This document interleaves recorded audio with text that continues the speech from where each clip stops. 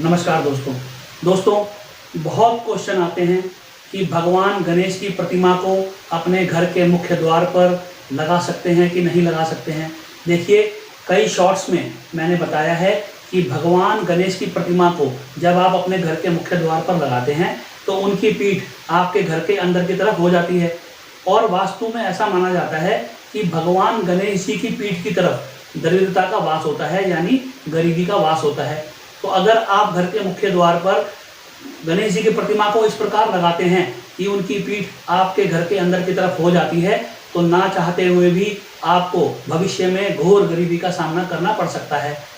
तो आज मैं आपको बताता हूं कि अगर आप भगवान गणेश की प्रतिमा को अपने घर के अंदर भी कहीं लगा रहे हैं तो उसके भी कुछ नियम हैं। उसे भी आप ऐसा नहीं जहां चाहे उसको लगा दिया, उसके लिए भी कुछ नियम वास्तु के अनुसार बनाए गए हैं।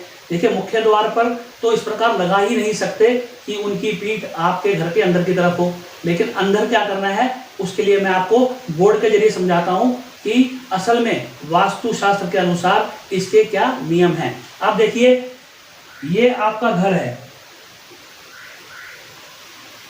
ठीक है। अब आपके घर का मुख्य द्वार है ये। आपने क्या किया, घर के मुख्य द्वार पर भगवान गणेश की प्रतिमा को स्थापित कर दिया, यहाँ पर घर के मुख्य द्वार के ऊपर।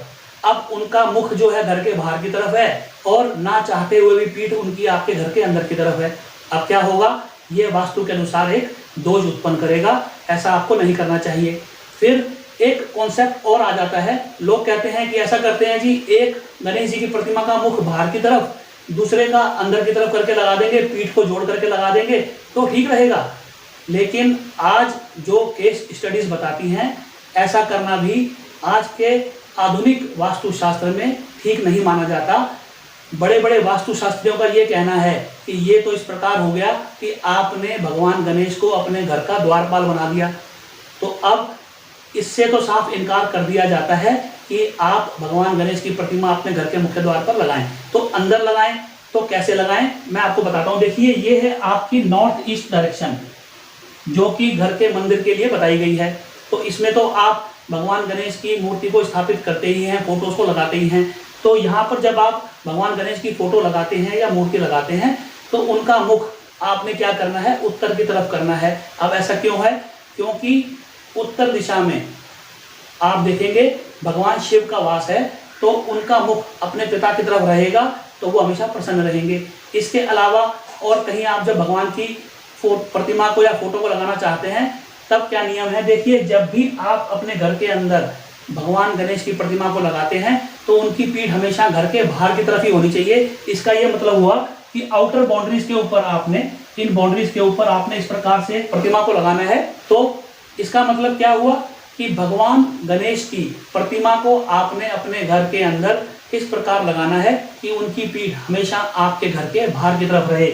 जैसे इन बाउंड्रीज पे आप लगा सकते हैं, यहाँ पे आपने लगाया तो पीठ उनकी घर के बाहर की तरफ है। अब मान लीजिए आप अपने घर के बेडरूम में, ये आपका बेडरूम है, और आपने प्रतिमा को यहाँ पर लगा दिया।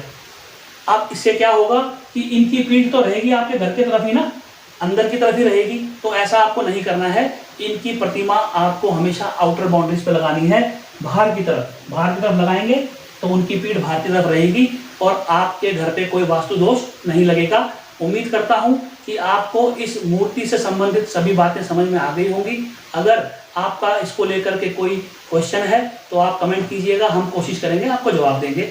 अगले वीडियो में फिर मुलाकात होगी। नमस्कार।